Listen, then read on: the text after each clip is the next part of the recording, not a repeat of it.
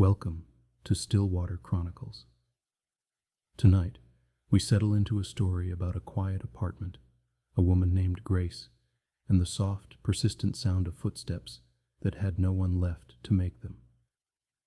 There is a particular kind of silence that only apartments know. It is not the silence of open fields or empty churches. It is a silence made of walls, thin walls, old walls, walls that remember every conversation held inside them. It is a silence that breathes, that waits, that sometimes, on the stillest of nights, seems to press against you like a second skin. Grace had lived in apartment 4C for 3 years. She knew its sounds the way you know the sounds of your own body, without thinking, without noticing, until something changes. The radiator clicked twice before the heat came on. The kitchen tap needed a full turn before it ran cold. The third floorboard from the door gave a soft groan if you stepped on it just right. These were her sounds, her small, reliable world. And above her, above the ceiling, she had painted herself one slow Sunday afternoon. There was apartment 5C. She had never met the woman who lived upstairs. But she had heard her. For 2.5 years she had heard her. Soft footsteps crossing the room above the kitchen. Slow, unhurried, the way someone walks when they are thinking. The occasional scrape of a chair. The faint, low sound of water running through the pipes, late at night. The way a bath sounds when someone is lying very still inside it. Grace had built a picture of her without meaning to. An older woman, she imagined. Someone who lived alone and liked it. Someone who kept odd hours and moved through her apartment the way smoke moves through a room. Quietly, without edges. She had even given her a name, privately. She called her Mrs. Vane. It seemed to fit. Then one evening in late October, Grace came home to a notice pinned to the board in the lobby. She almost didn't read it. Her eyes were tired. Her coat was damp. But something made her stop. The notice was from the building management. Brief, practical. The kind of language that tries not to feel like anything. We regret to inform residents that the occupant of apartment 5C passed away on the 14th of this month. The unit is now vacant. Out of respect, we ask that noise in the upper corridor be kept to a minimum during the clearing period. Grace read it twice. The 14th. That was 11 days ago. She folded her scarf over her arm and walked up the stairs slowly, thinking about nothing in particular. She made tea. She sat by the window. The city moved below her, indifferent and glittering. That night, just after midnight, she heard the footsteps begin above her. She told herself it was the building settling. Old buildings do that. They exhale. They shift and sigh in the cold. Pipes knock. Floors contract. She had read something about that once, in a book she no longer owned. She lay very still in bed and listened. The steps were slow, measured. They moved from the direction she had always understood to be the kitchen, crossing toward what she imagined was the window, the same path she had traced 1,000 times in her imagination.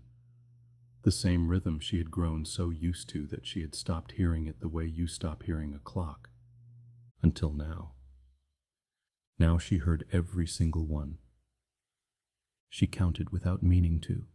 7 steps, a pause, 3 steps back. Then stillness, the kind of stillness that isn't empty but full, the way a room feels when someone has just left it. She did not sleep well.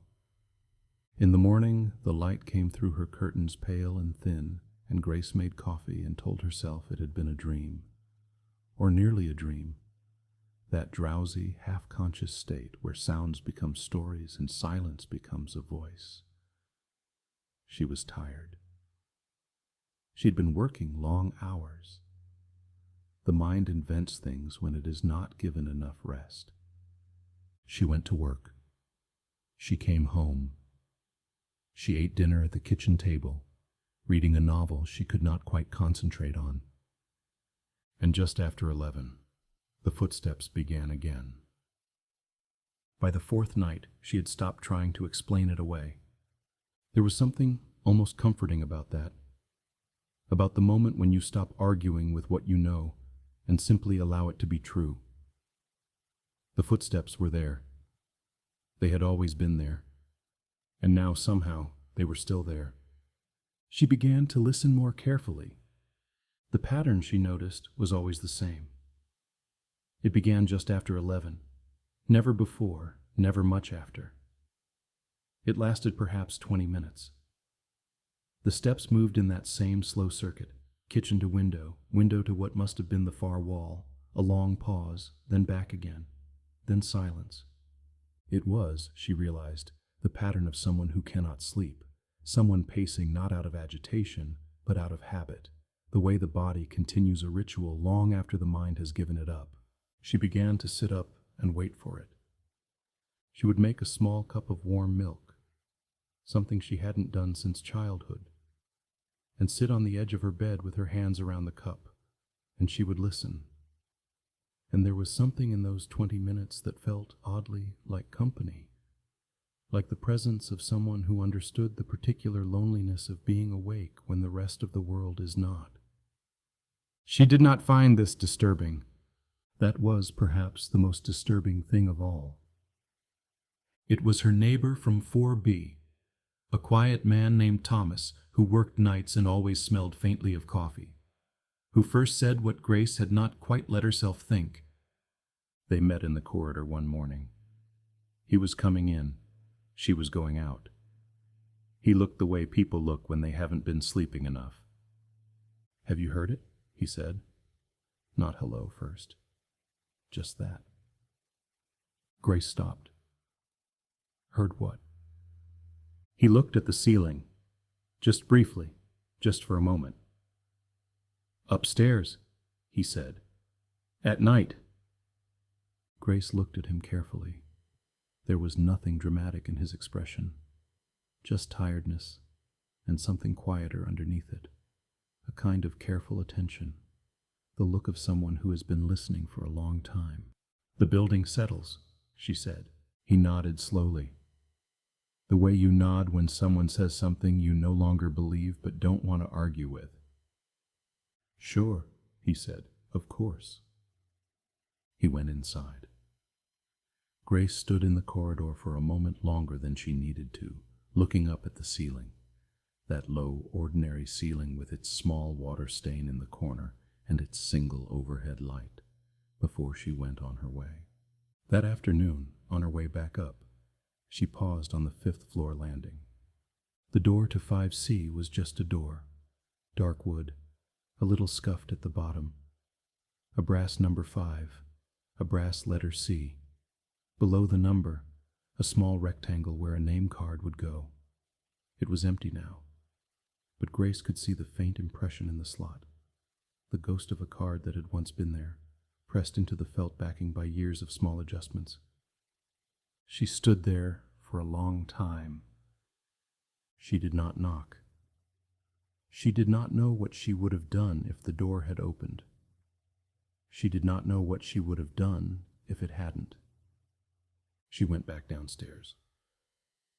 3 weeks after the notice in the lobby, the building management sent 2 men to clear the apartment. Grace watched from the corridor as they carried things out. Boxes, mostly. A small lamp with a pale green shade. A rolled rug the color of winter fog. A wooden chair with a cushion tied to the seat. She asked one of the men, as carefully as she could, whether they had found anything unusual inside. He looked at her with the mildly puzzled expression of someone who was paid not to find anything unusual anywhere. "Just the usual," he said. "Quiet old place, really. You could tell someone lived carefully in it."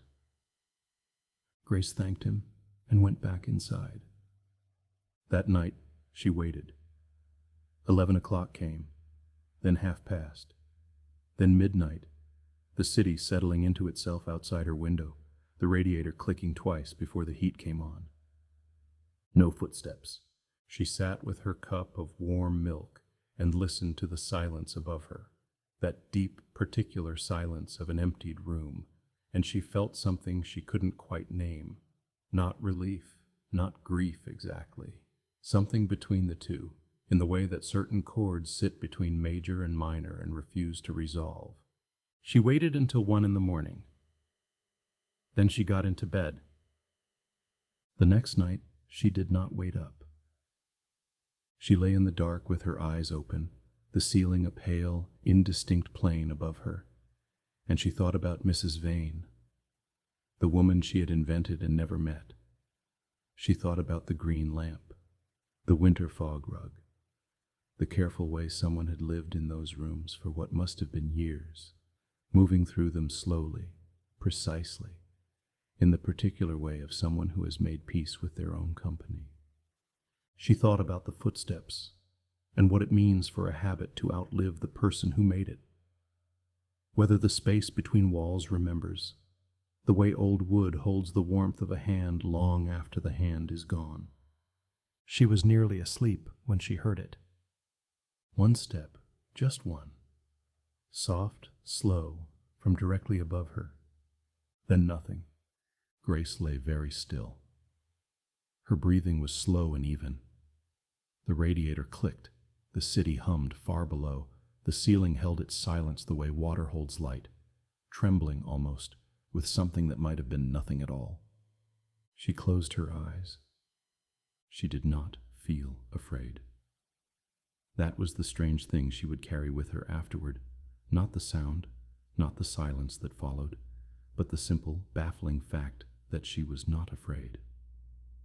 That the single footstep had felt less like an intrusion than like a goodbye.